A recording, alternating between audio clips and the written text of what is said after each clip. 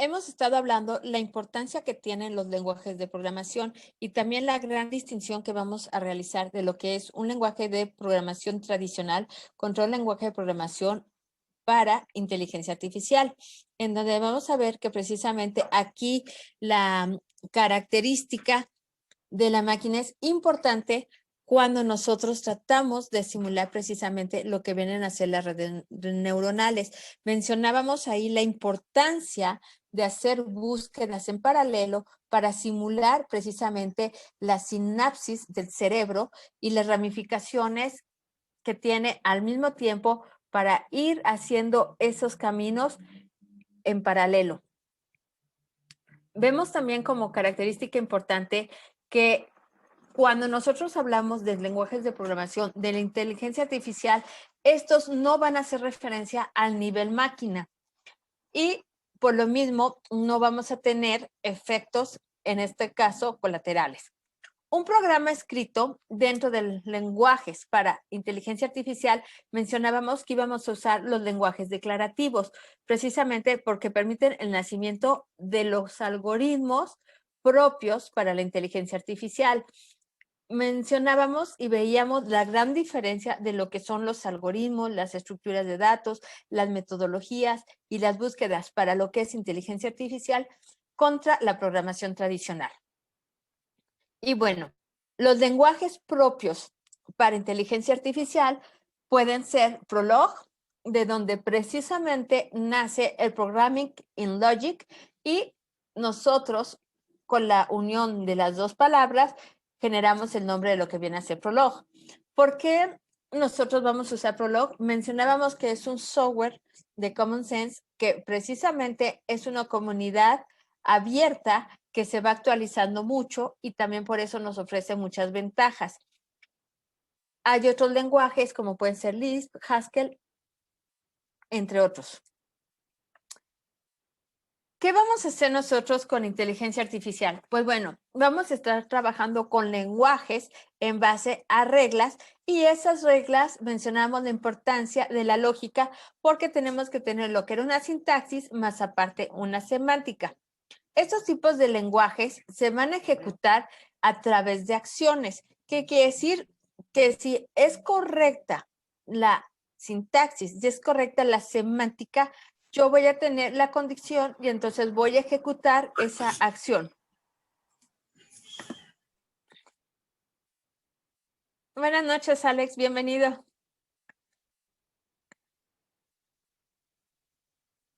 Vamos a ver, por lo mismo, que como característica importante para lo que es inteligencia artificial, recordar que nosotros vamos a estar trabajando con lenguajes declarativos. Te vuelvo a compartir la liga de donde puedes bajar el material. Esto quiere decir que nosotros precisamente lo que vamos a hacer es solucionar el problema, pero a través de la descripción. Si ustedes recuerdan, veíamos que en la programación tradicional teníamos nosotros que decirle paso a paso lo que queríamos y el cómo, precisamente a través de lo que conocemos como una receta, que era lo que hacíamos en nuestros algoritmos. Acá en inteligencia artificial, lo que vamos a tener nosotros es el resultado final, en este caso ya lo que me va a dar la consecuencia de esa receta, y exactamente lo voy a decir cómo quiero llegar a eso. Esto es importante porque nosotros trabajamos con objetos y la relación con estos objetos.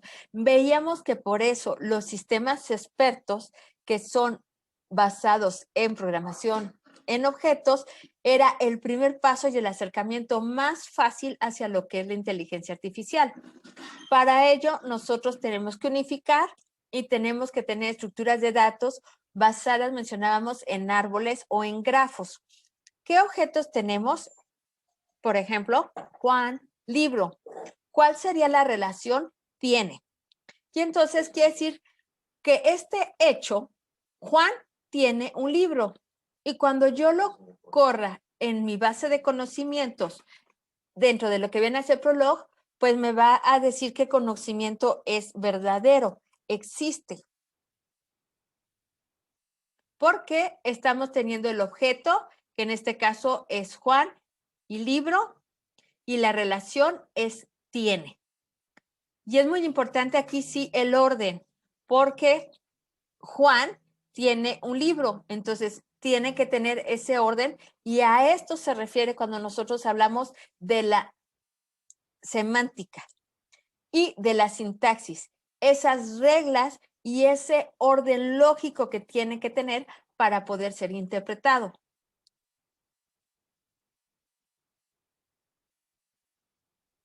La sintaxis va a consistir precisamente en que yo voy a poder declarar los hechos, pero en esos hechos nosotros vamos a trabajar con objetos y sus relaciones. Si yo hago preguntas sobre el objeto y su relación, vamos a tener reglas que se van a estar cumpliendo. Recuerden que mencionábamos que precisamente por ser inteligencia artificial, cuando nosotros ejecutamos algo en Prolog, tenemos 3 tipos de resultados solamente: verdadero, falso o el conocimiento en sí. Y el conocimiento lo extrae precisamente de la base de conocimiento. Entonces, si yo defino algunas reglas bajo ese objeto con sus respectivas relaciones, tendría los siguientes ejemplos. Objetos van a ser Juan, María, cocido y vino. Las relaciones va a ir la relación y después el objeto. Entonces, recuerden que también aquí los estamos en los objetos escribiendo con la primera letra mayúscula, pero cuando yo lo pongo dentro de la base de conocimientos y dentro del compilador de Prolog, tiene que ir con minúscula porque son objetos. Si no, me los identificaría como una variable, entonces todo cambiaría. Entonces, cuando yo construyo el hecho, mi lógica de predicado sería: a Juan le gusta el cocido, a Juan le gusta el vino, a María le gusta el vino. ¿Cómo queda ya el hecho para que lo pueda ejecutar Prolog y lo pueda entender? Le gusta a, y yo estoy usando entre las palabras el guión bajo, porque recuerden que tiene que ser la cadena una sola, la relación, no puede haber espacios, habría ahí un error de sintaxis. Entonces, le gusta a, y ahora sí abro para poner los objetos Juan, cocido. Y como me lo interpretaría, sería: a Juan le gusta el cocido, a Juan le gusta el vino y a María le gusta el vino. Y así tal cual, como estoy yo marcando estos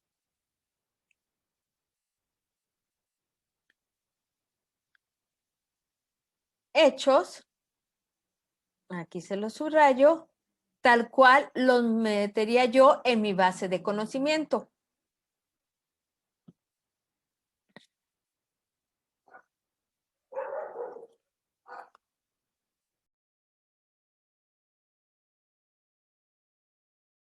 ¿Hasta aquí preguntas o dudas?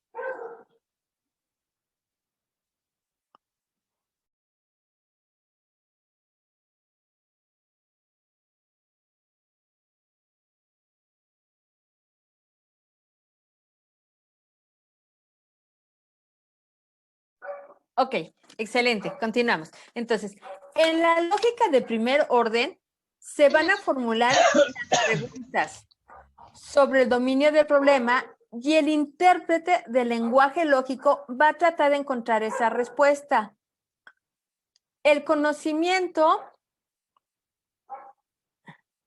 sobre el problema se va a expresar precisamente de la forma de los predicados y esos los vamos a entender como axiomas que establecen relaciones sobre los símbolos. Entonces, prácticamente lo que acabamos de ver, los hechos, los podemos comprender como predicados axiomáticos que representan los datos del dominio del problema. Y voy a regresar tantito la diapositiva para que lo puedan ver. Entonces, aquí tenemos nosotros el enunciado con la lógica de predicado y cómo lo convertiría yo en un hecho para que precisamente se cumpla ese axioma y Prolog lo pueda interpretar. ¿Cómo diseñar un lenguaje? Aquí es muy importante tener las siguientes consideraciones y esto sí aplica tanto para lo que es la programación tradicional como la programación en inteligencia artificial. Vamos a tener 3 factores que son clave. Tener siempre presente la computadora, porque va a ser el medio bajo el cual nosotros vamos a ejecutar los programas. Y aquí es clara la distinción en inteligencia artificial por lo siguiente. Mencionábamos que nosotros vamos a tener dispositivos específicos para inteligencia artificial, los famosos cientefactos. ¿A qué nos referimos? A dispositivos científicos realizados por humanos para leer estímulos sensoriales y de esta forma interactuar con la inteligencia artificial. Puede ser un casco, una manopla, unos lentes, puede ser incluso un simulador, la cámara completa de la simulación. Entonces, por eso es muy importante la computadora. Si nosotros hablamos ahora de una computadora para simular redes neuronales, es todavía mucho más complejo porque estamos hablando de proceso y procesamiento en paralelo a gran velocidad para simular precisamente, mencionábamos, esa sinapsis, que quiere decir que al mismo tiempo se tienen las conexiones simulando cómo funciona en nuestro cerebro y da una respuesta muy rápida.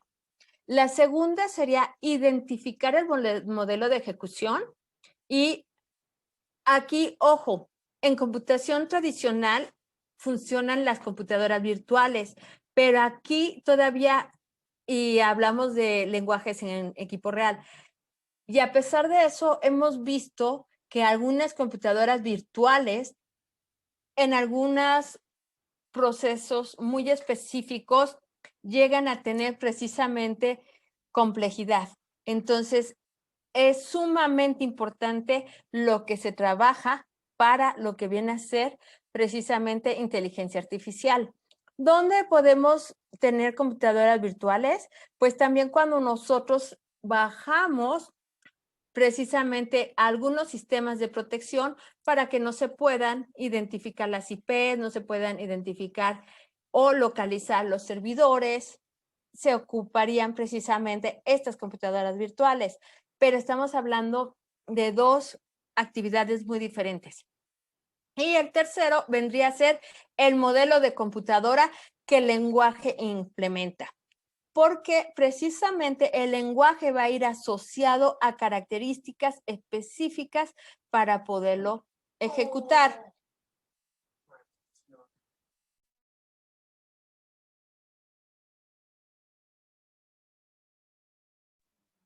¿Qué elementos de búsqueda vamos a tener? Bueno, para inteligencia artificial es muy importante contar con lo siguiente: conjuntos de estados. El conjunto de estados vienen a ser todas las configuraciones posibles para que yo pueda resolver ese problema. Y siempre voy a tener un estado inicial, que quiere decir de dónde yo parto. Y ojo, si estamos hablando de búsquedas, puede ser un grafo, puede ser un árbol. Entonces, obviamente quiere decir de dónde yo inicio. Y la consecuencia, a dónde voy a llegar, conocida como estado final o estado terminal, porque ahí es donde se tiene la solución. Y para todo esto yo voy a tener pasos, operadores que precisamente me van a permitir ir de un estado a otro. Aquí es muy importante recordar que en inteligencia artificial, aunque haya solución, si la solución es costosa, compleja, no es factible de realizarse, porque entonces no la podrían tener las personas. Tendría que haber más investigación para poderla implementar.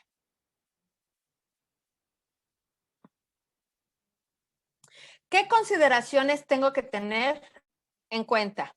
El abarcamiento. Siempre que lo haya, se encuentra la solución. Aquí mencionábamos que precisamente a diferencia de la programación tradicional, donde una respuesta es sí o no, hablamos de una base de conocimientos, no de una base de datos. Entonces, conocimiento siempre va a haber, pero puede el conocimiento ser muy complejo.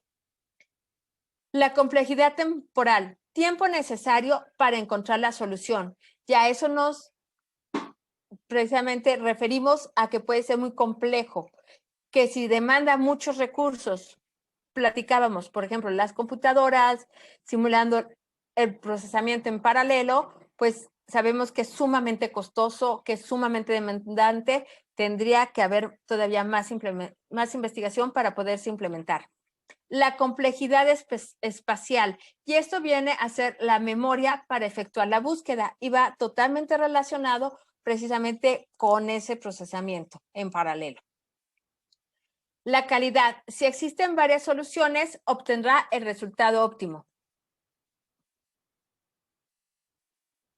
El espacio de estado. Mencionábamos que el espacio de estado es precisamente todas aquellas configuraciones que yo tengo que realizar para poder llegar a un estado final o estado terminal y precisamente dar solución a esa problemática, desde el inicio hasta su fin. Aquí tenemos un ejemplo y este precisamente nos viene a indicar una gráfica o un esquema de un árbol. Y entonces nosotros tenemos y partimos precisamente de lo que viene a ser nuestra raíz, en donde la pregunta es, ¿puede volar? Si sí, es un pájaro. Si no, infiero otra pregunta, ¿puede ladrar? Si sí, es un perro. Si no, automáticamente es un gato.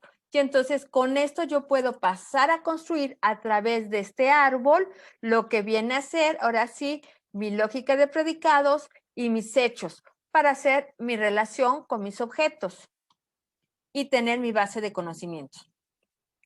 En este otro ejemplo tenemos lo que viene a ser un grafo y vemos que además es un grafo dirigido. ¿Por qué? Precisamente la línea de unión entre los dos nodos trae la flecha en donde nos va a decir de dónde a dónde yo voy y además trae un costo que viene identificado con los números. Recuerden que esos costos pueden ser, más bien son totalmente relacionados al problema y pueden ser tiempos, puede ser dinero, puede ser gasolina. Entonces, dependiendo del problema, es el costo o el peso que se le va a dar precisamente a la unión entre esos diferentes nodos dentro de lo que viene a ser el grafo. Y entonces aquí tenemos que nosotros partimos de A a B con un costo de 5, pero de B a C con un costo de 2. De C no tengo conexión a D, no tengo conexión a E, no tengo conexión a S, pero C sí tiene conexión a G, pero al mismo tiempo yo tengo un que cuesta 4, tengo otra opción. Si yo voy a B, C para llegar a G, tendría que sumar 5 más 2, 7, más 4 me daría 11. Si yo decido ir de A a G directo, estoy ahorrando porque mi costo sería de 10. Entonces, realmente aquí la ruta factible sería de A a G. ¿Qué ejemplo real podríamos implementar aquí? Por ejemplo, vialidades, puentes, caminos para ir de una ciudad a otra, alternativas de solución, de inversión. Entonces, así es como se van construyendo precisamente los grafos y también las búsquedas a través de los grafos.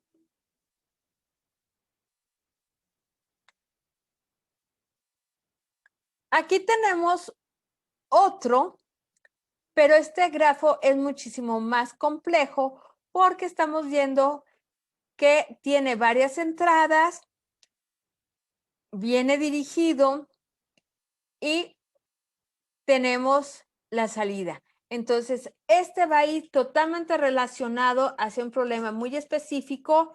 Aquí observamos que no tenemos costos ni pesos dentro de lo que viene a ser la dirección en el propio grafo.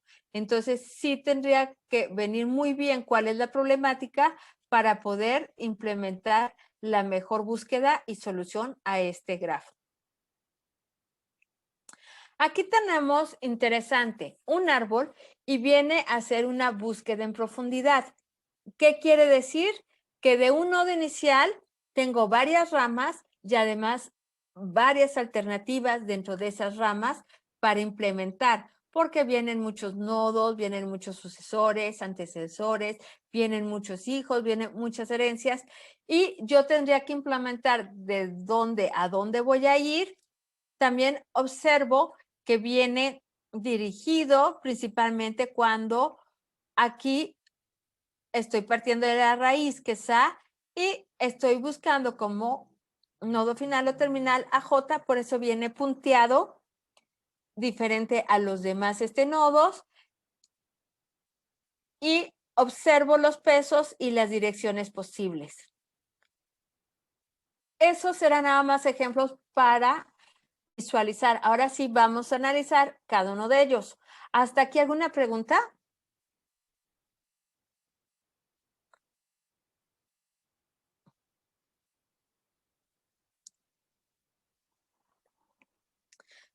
Ok, a los que se acaban de incorporar, les comparto la liga de donde pueden bajar el material de la sesión. Entonces, bueno, cuando nosotros hablamos de una búsqueda en profundidad, como su nombre lo dice, vamos precisamente a partir de la raíz hasta lo más profundo, pero vamos a recorrer todos los niveles. Es muy importante marcar si yo voy a empezar de derecha a izquierda o de izquierda a derecha, porque precisamente en base a eso es como voy a hacer la implementación de mi búsqueda. Si yo decido que mi estado inicial es A y el estado final al que quiero llegar es F, entonces yo puedo decidir si voy a empezar por la derecha o si voy a empezar por la izquierda.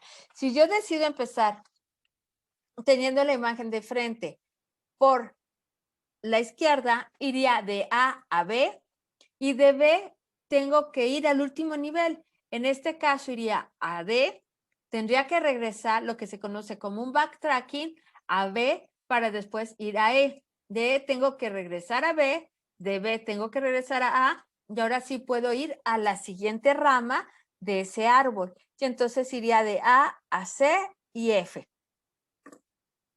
Aquí la gran ventaja es que precisamente como no viene dirigido, no viene delimitado, yo puedo implementar cómo lo voy a hacer.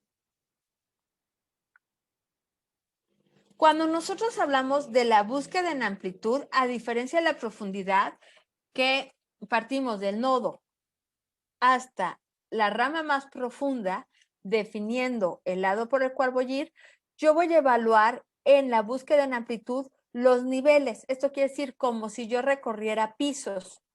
Y entonces lo que voy a hacer es del nodo raíz de A es el nivel 0.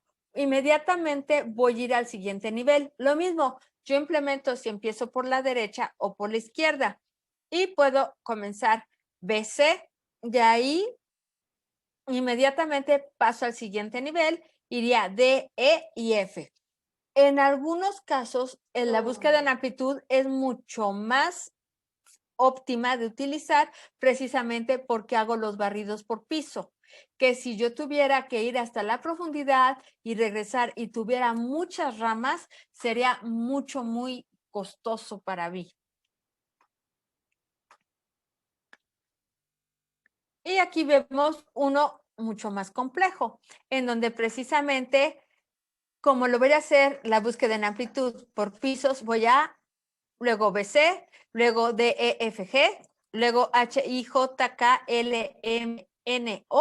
y fue muy rápida. Si yo hubiera implementado la búsqueda en profundidad, tendría que partir de A, luego seleccionar si voy a B, de B a D, de D a H, regresar y así sucesivamente, lo cual en este caso no sería óptimo. La búsqueda por escalada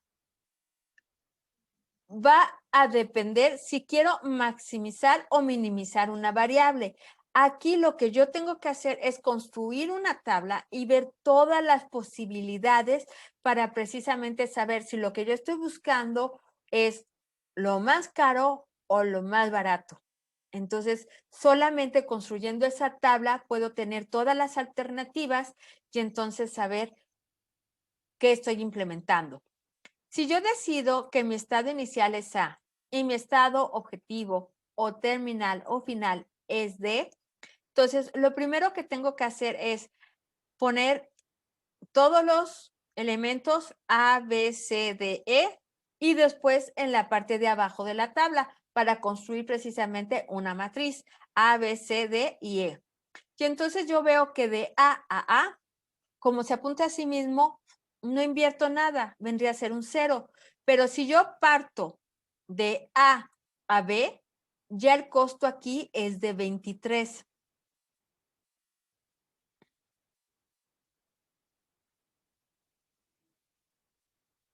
Si yo voy después de B a B, es de 0. ¿Qué es esto?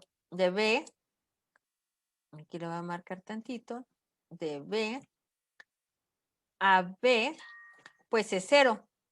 Ahora, si yo sigo de A a C, veo que es 18, y aquí está 18, pero si yo quiero tomar de B a C, tengo que sumar 18 más 23 y me da precisamente 41. Y así voy construyendo cada uno de los valores dentro de la tabla para tener toda la construcción completa.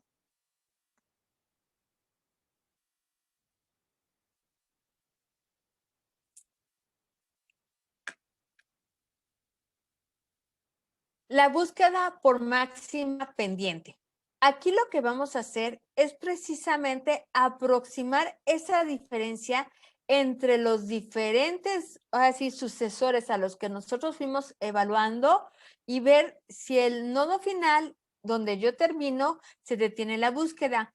Y es muy similar al anterior. Tengo que construir toda la tabla y mencionábamos que si tenemos como nodo inicial A y como nodo final D, pero yo estoy buscando en este caso la máxima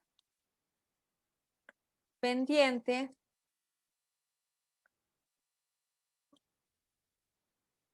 Aquí la máxima. Pues tendría que ver cuál es exactamente de A a D la más cara. Y vemos que la única forma de llegar de A a D sería 23 más 14 y sería con 37. El costo más alto.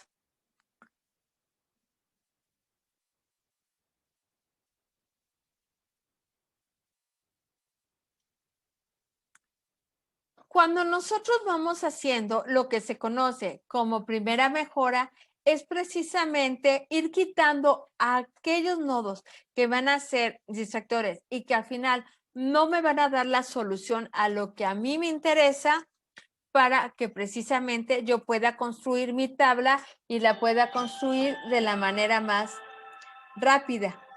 Entonces, aquí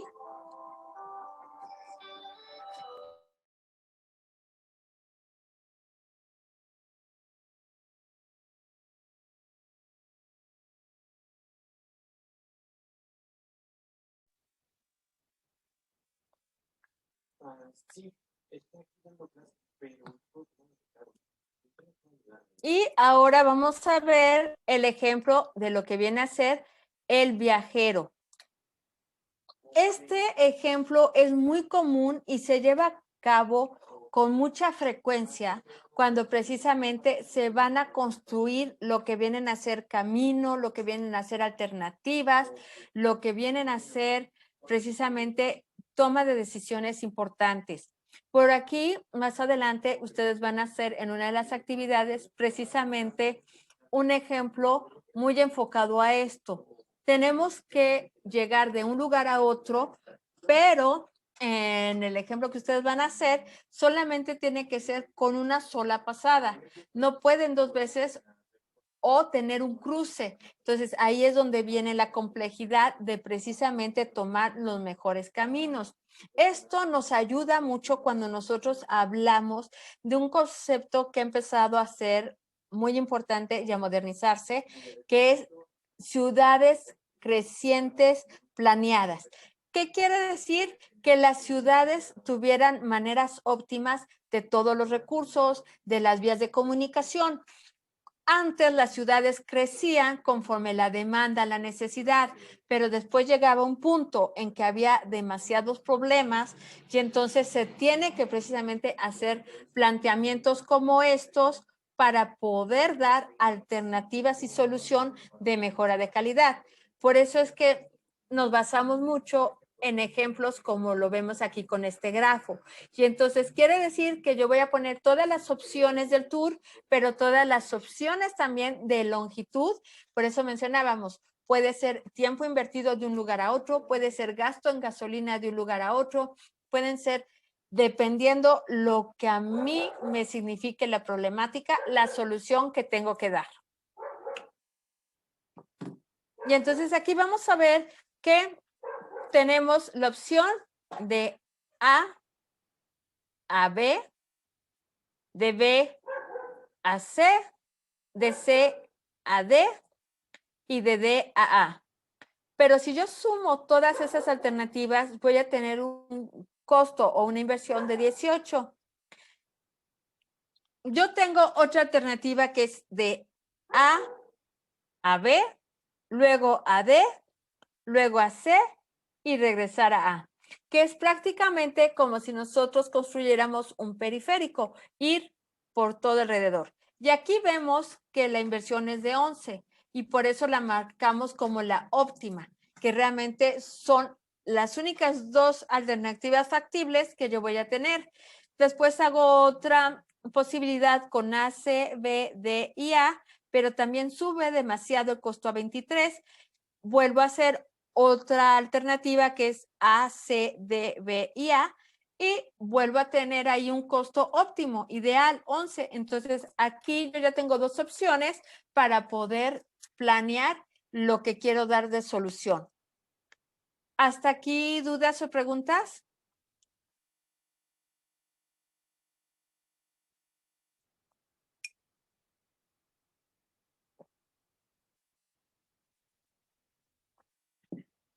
Ok, si ustedes se dan cuenta, realmente cuando nosotros ya implementamos lo que vienen a ser la metodología, los algoritmos y las búsquedas, es muy sencillo comenzar el siguiente paso, que es la programación a inteligencia artificial. Pero sí tenemos que romper la forma tradicional que tenemos de hacer programación, porque las estructuras de datos son totalmente diferentes. Aquí tenemos un ejemplo a través de árboles y a través precisamente del famoso backtracking, que es que yo pueda regresar al siguiente para después ir al siguiente nivel y tener todas mis soluciones o mis alternativas.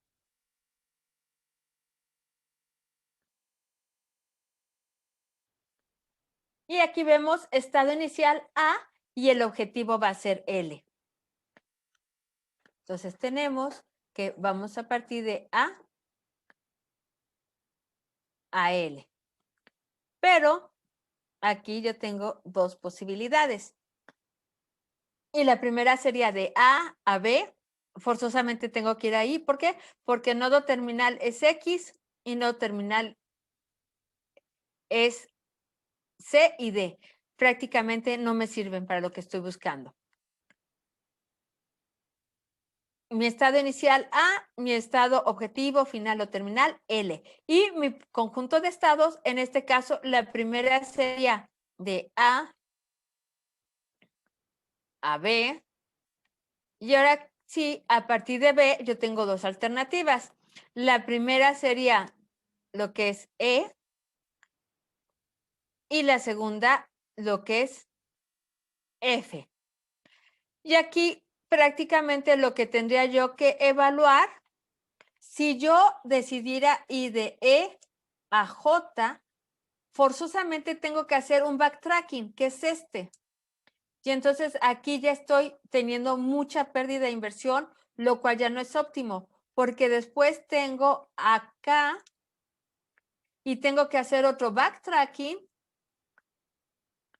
lo cual obviamente ya no es óptimo, porque hasta la tercera podría localizar a lo que es L.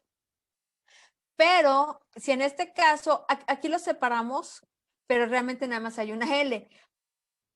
El otro camino es de B a F y de F a L. Entonces, prácticamente el camino más óptimo sería A, B, F y L. Sería lo más directo y rápido como solución. ¿Cuáles serían mis estados posibles? Pues precisamente estos. Mi conjunto de estados serían todos los que tuve que evaluar, pero obviamente los primeros, estos, los tuve que desechar porque serían sumamente costosos para mí.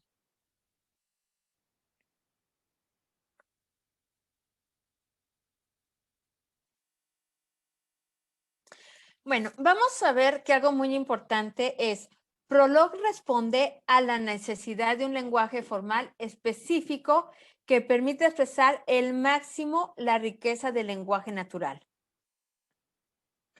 3 es un número primo. Aquí, muy importante, mi término va a ser 3 y mi predicado es un número primo.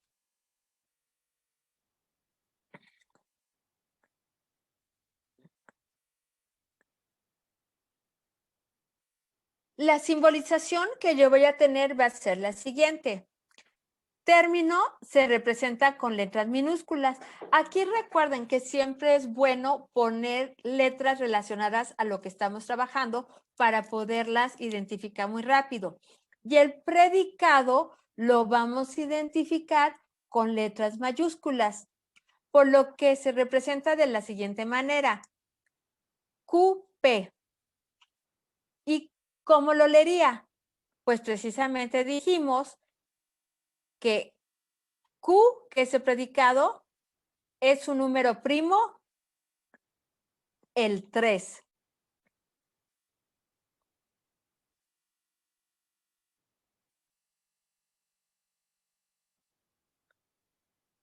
Ejemplo, Carlos juega. Mi término va a ser Carlos y mi predicado juega. La simbolización va a ser JC y se lee juega Carlos. Si ustedes recuerdan, esto sí ya tiene mucha coherencia con lo que vimos al inicio de los hechos, que yo pongo la relación y pongo al objeto. Y así es precisamente como Prolog puede leer e identificar la base de conocimientos. Otro ejemplo sería, Jorge está esperando pacientemente. ¿Cuál sería mi término y cuál mi simbolización?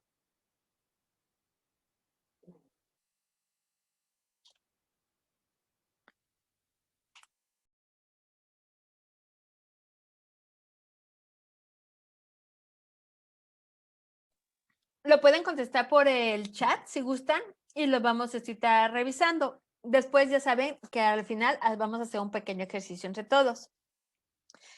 Y bueno, María nos comenta, Jorge sería el término y el predicado esperando pacientemente. ¿Y cuál sería la simbolización?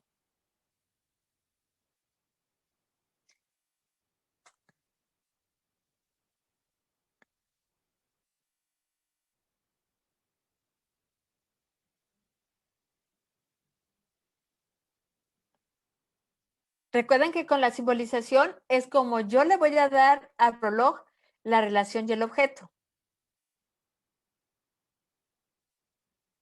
Ok, sería PJ o QJ, claro.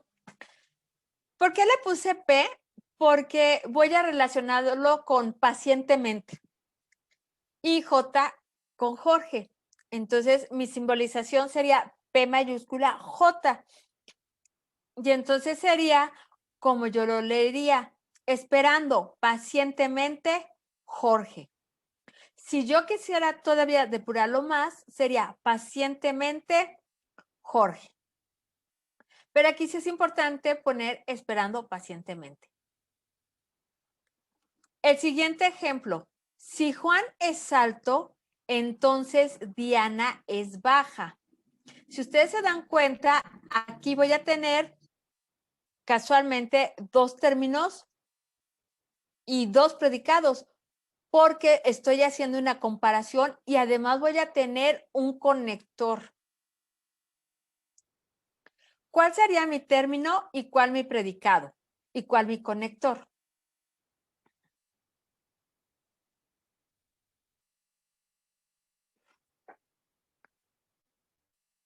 Ok, Alex nos comenta Juan y Diana.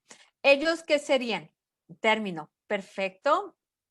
¿Y cuál sería mi predicado?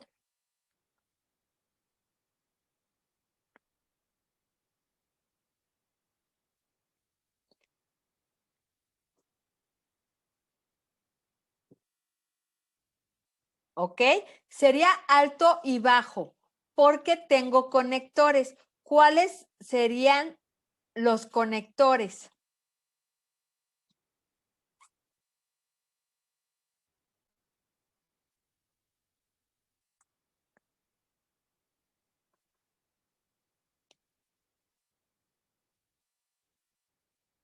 ¿Ok? Es entonces, y vamos a ver aquí. El término Juan y Diana, predicado alto y bajo. Conector, entonces, ¿cómo lo simbolizo? AJ, porque estoy diciendo alto Juan, y la flecha, entonces, bajo Diana.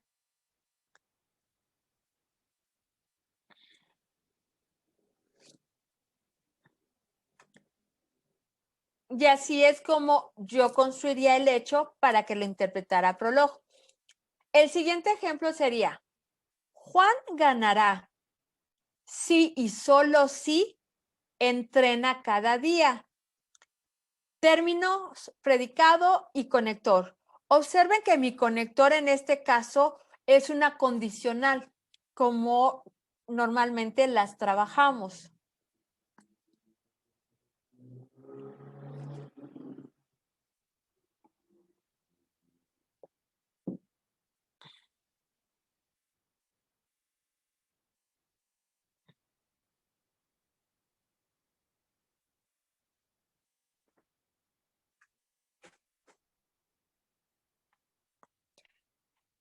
¿Ok?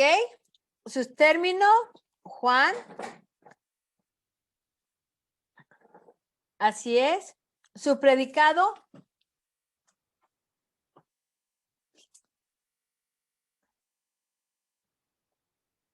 Ok. Observen, si yo nada más considero entrena cada día, ¿qué le va a permitir a Juan?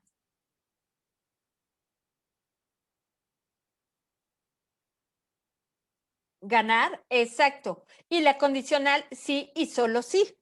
Entonces, esto nos quedaría de la siguiente forma.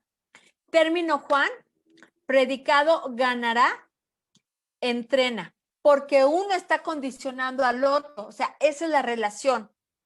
Y el conector sí y solo sí. Y como aquí es un conector de sí y sí, va a ser la flecha con la doble cabeza. Y entonces la simbolización, como lo voy a leer, es ganará Juan, sí y solo sí, entrena Juan. Y entonces vemos la relación, el objeto y la condicional.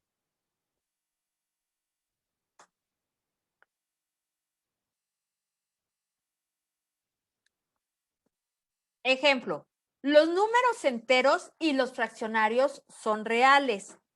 ¿Cuál sería el término o términos predicado y conector?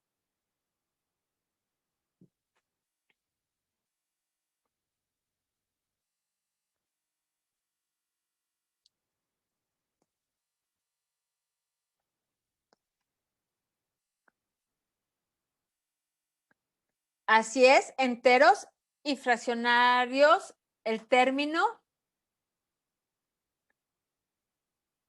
El predicado sería reales y el conector es un y. Como yo lo leería, sería de la siguiente forma con la simbolización: reales enteros y reales fraccionarios, porque da la casualidad que son reales tanto los enteros como los fraccionarios.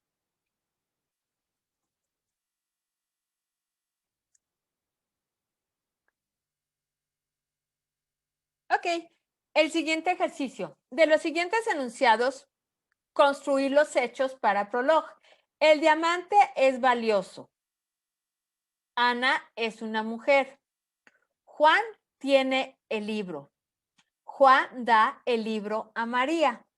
Si nosotros, con lo que ya vimos ahorita, la lógica de predicados, ya podemos construir los hechos, que va a ser la relación y el objeto, como lo entendería Prolog tal cual, nos quedaría de la siguiente forma. Valioso, el diamante, mujer, es Ana, Juan tiene un libro, Juan da un libro a María. Y observen que en el último es muy importante, mencionábamos el orden de los objetos para que precisamente haya un conocimiento, porque existe la sintaxis, existe la semántica y en ese orden lo va a resolver.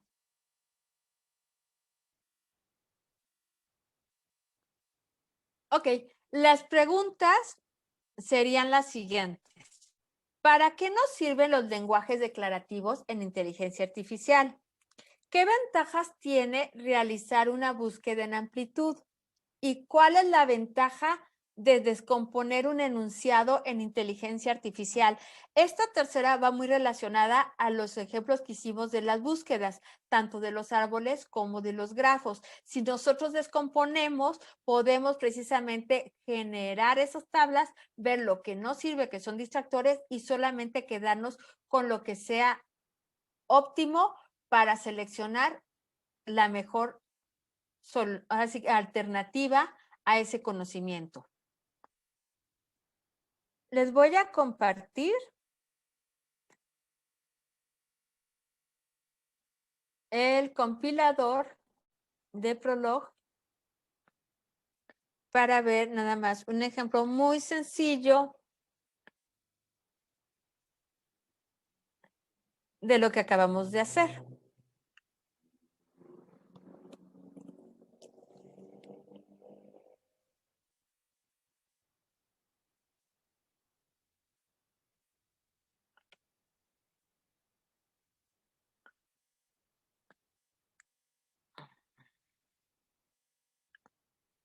Ok.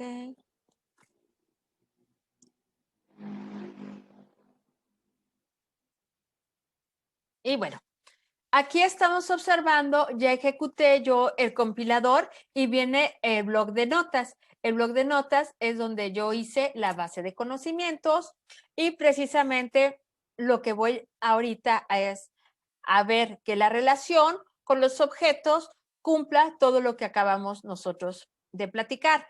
Entonces, vemos aquí el primer enunciado con la lógica de predicado que dice, le gusta a, y esa es la relación. Tengo dos objetos, José y María. Recuerden que es muy importante por la sintaxis y la semántica el orden. Entonces, como yo le estaría leyendo en la base de conocimiento, sería que a José le gusta María. A María le gusta el libro, a Juan le gusta el coche y a José le gusta el pescado. Si yo aquí en el compilador, recuerden primero un file console, porque voy a cargar la base de conocimientos. Aquí edito la base de conocimientos. Observen que ya la cargó. Aquí el compilador precisamente lo visualizo en verde y puedo comenzar a partir de ahorita a escribir. Le gusta a José María. Y la respuesta es true, es correcto, es verdadero, porque sí, a José le gusta María. Pero si yo lo preguntara al revés, no es un conocimiento, no es un dato. Entonces, obviamente, la respuesta sería negativa, sería falso. Y vemos que efectivamente cumple con lo que estamos viendo. Si yo quisiera extraer el conocimiento, lo que voy a hacer es lo siguiente: le gusta a, y voy a poner una variable precisamente para identificar el conocimiento de los objetos. En este caso A, B, ahí, y punto.